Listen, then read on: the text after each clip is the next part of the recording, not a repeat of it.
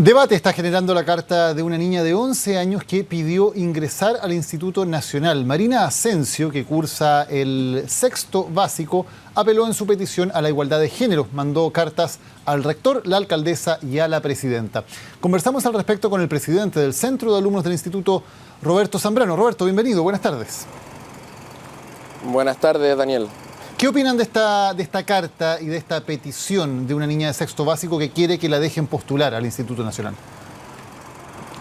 Bueno, nosotros como estudiantes del Instituto Nacional recibimos esta carta de una manera bastante fraterna en ese ámbito, ya que hoy en día lamentamos que sea un conflicto que no se le ha dado el trato que debiese, y las palabras que hoy en día menciona nuestra compañera son bastante evidentes de las maneras retrógradas que hoy en día tiene el sector público, la educación pública en su conjunto.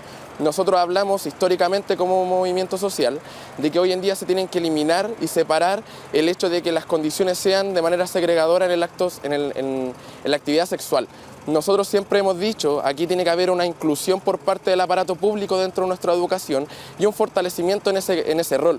Para nosotros es bastante evidente que tenemos que avanzar hacia un Instituto Nacional que sea inclusivo, integrador, y no solamente el Instituto Nacional, sino que también la educación pública en su conjunto.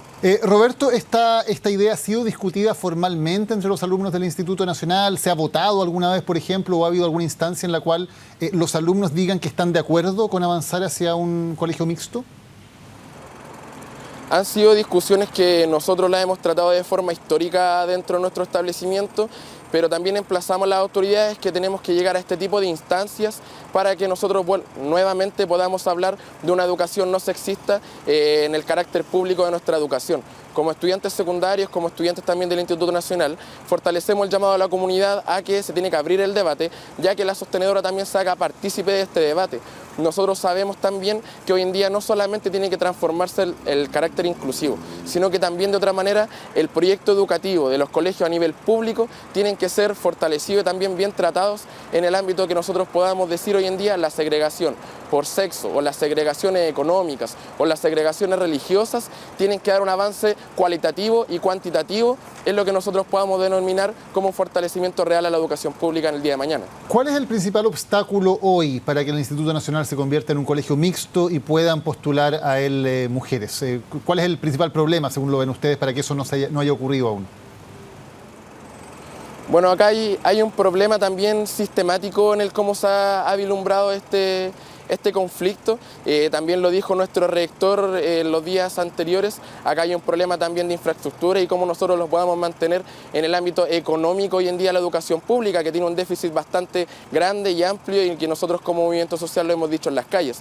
Nosotros hoy en día el mayor problema que nosotros podamos encontrar ha sido evidentemente el cómo podemos tratar el hecho de que la educación tome las partes sexistas y las pueda ir degradando en la medida de su tiempo. Por ejemplo, una educación y la malla curricular que trate el sexismo, que trate el feminismo también en todo su marco totalmente amplio, para nosotros van a ser evidencias que podamos avanzar en un carácter público y en un carácter inclusivo de nuestro sector, y nosotros podamos decir el día de mañana, no solamente el Instituto Nacional tiene que tener estas transformaciones, sino que el cómo hoy en día se entiende la educación pública en el carácter inclusivo, integrador en el ámbito del sexo hoy en día, que lo mostró nuestra compañera con esta carta que envió al rector y a las autoridades también. Roberto, ¿lo han conversado ustedes también con alumnos de otros colegios emblemáticos que son exclusivamente femeninos? ¿También en esos colegios deberían abrirse a que se conviertan en colegios mixtos?